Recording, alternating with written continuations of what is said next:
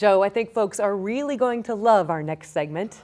Everybody likes to talk about the headlines and the hot topics of the day. That's right up our alley. It is, and I also know that there are times when news reporters wish they had just a little bit more time to cover a story. So this is your chance to learn a little bit more about the stories beyond just the sound bites. So let's talk hot topics.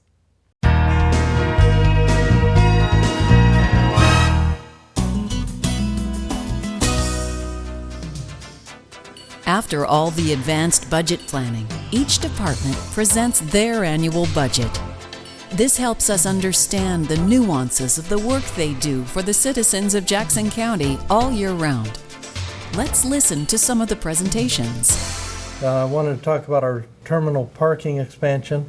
It's separate from our regular grants. We, like many of the things in the county, we did it with cash, or we're doing it with cash. And that's going to save us substantially. We came in with our plan to purchase a large chunk of property behind the hotel so that we could have contiguous parking and all of the savings involved in that.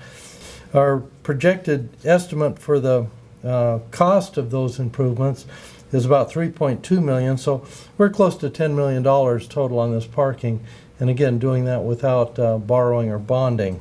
We have a sound budget. We're pleased with the projections that we have, and the way business is right now, we may be able to overshoot our projections on revenue, but we budget conservatively, and we feel very good about this budget. So my goals as a new sheriff, I want to improve safety in Jackson County, and I see doing that in several ways. One is obviously law enforcement, but also collaboration with all of the county entities, public safety entities, and different other entities that may have influence on how safe Jackson County is. So really see my job as a collaborator and to work with these other entities to accomplish an overall goal of improving safety in our county. Obviously, I want to maintain the public's trust. We are entitled. We are given a huge portion of the budget, as Mr. Jordan pointed out. I think it's important that we not only maintain the public's trust and that we're using their investment into our office appropriately, but also the things that we're doing with regards to law enforcement. There's been a lot of scrutiny on law enforcement across the country in years, and it's very important that we maintain the public's trust. I think we do a good job now, and we have a good relationship with our public, and I'll go through that in our presentation, but that's obviously a goal of mine, is to maintain that trust and that legitimacy with their community members. I want to start out with some good news. We received a $100,000 check at the Justice Court the past week or so from our collections agency, Southern Oregon Credit Service.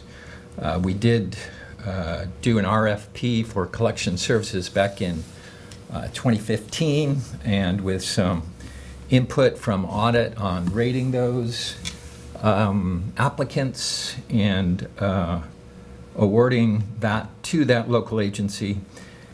In retrospect, that seems to be the right decision. That check came from state of Oregon tax refund offsets. About 37% of that total was for the years 2014 through 16. 57% goes all the way back to 2004 to 2013. We're becoming more involved with our collection agency in terms of issuing writs of garnishment for Justice Court judgments, and we'll also hold judgment debtor exams on those judgments from the Justice Court. So $100,000 in a budget our small is a big number, and I thought I would mention that. Okay, it's been quite a year. 16-17 versus 17-18, obviously some significant reductions with our CCO revenue that we're getting. It's been well covered in many media outlets. You can see that our FTE, we've gone from 416 to essentially 167, so that's a reduction of 249 FTE. That's directly a result of the reprioritization of contracts with both CCOs. So the department highlights is that we have a reduction in our operating budget of $28 million. We've had 127 resignations since January. We will be in the process of terminating and laying staff off beginning the end of this month, and with their employment ending with Jackson County, many of them the end of June. In terms of code enforcement, we have seen an increase. We're seeing an increase in cost of code enforcement to the tune of about $91,000. The main reason for that is a little bit with staffing, but mainly with our hearings officer services. Because what we found is when the marijuana ordinance took effect, we had lots and lots of code enforcement. In fact, we had 100% increase in our code cases. And those code cases often go all the way to our hearings officer, and the hearings officer has to hear those cases, and that costs money. So a substantial portion of that $91,000 is actually hearings officer code cases. I'm thinking that things may sort of mellow out, that we're kind of maybe peaking, but I've kind of been saying that for the last 12 months, that we're kind of peaking with marijuana. If our office is any indication of that, that is not the case. Every day we have tens of people in our office working to get licenses to grow marijuana, which is a good thing. Hopefully they stay out of code enforcement that way. Danny mentioned this morning, he talked about our CAFR, our Comprehensive Annual Financial Report. It's a report that we do every year that the auditors audit.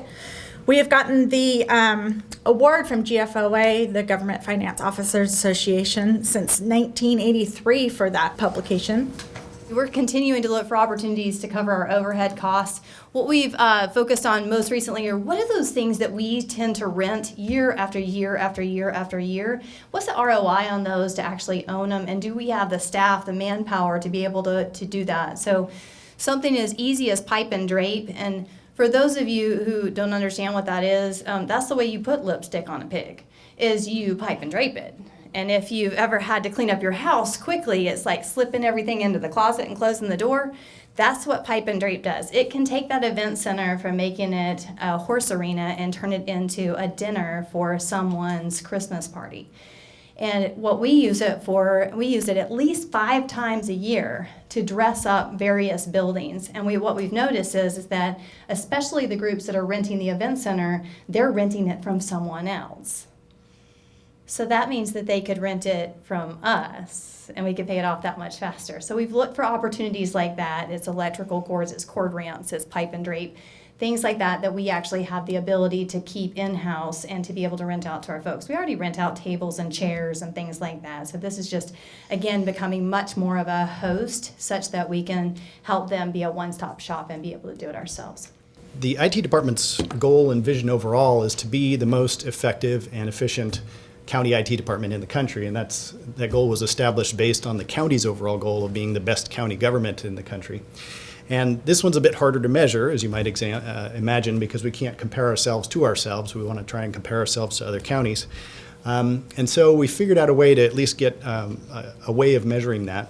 We have a subscription to a market research firm called Infotech, and one of the benefits of that subscription is that we can get access to their customer service or customer satisfaction data for surveys that they've done across the country. They focus on information technology, and they have a standardized user satisfaction survey. They ask the same questions to all of their customers, and they've polled 196 different organizations nationwide on these 4 areas. They look at business enablement, in other words, are departments able to get their jobs done using the services of IT? Communications, how is IT communicating and serving users, as well as things like training? The services that we're providing, things like the phones, do they work? And the application suite, kinds of software that we're providing, and whether or not that suite of tools is what the department needs and does it well. And overall, the Jackson County IT team is outperforming public sector peers and pretty much almost exactly the same, the private market, by about 14% in terms of customer satisfaction. While I can't say definitively that we're the best county IT department in the country, I can certainly say that we are among the best government IT shops in the country, because all of our ratings were right up there with the best. On the surveyor side, the goal of the program is to ensure accurate location and division of real property. When people buy something, they want to know that the survey data in the field where the monuments are, where the written record is, all the mathematics, that all of it works. So county surveyors were tasked with ensuring compliance before we enter things into the public record. We are not necessarily the survey police, but we are tasked with reviewing what the private sector produces. As me as a equally licensed surveyor serving in the position of county surveyor, just to ensure that the information is on there in accordance with law so it gets entered in the record appropriately.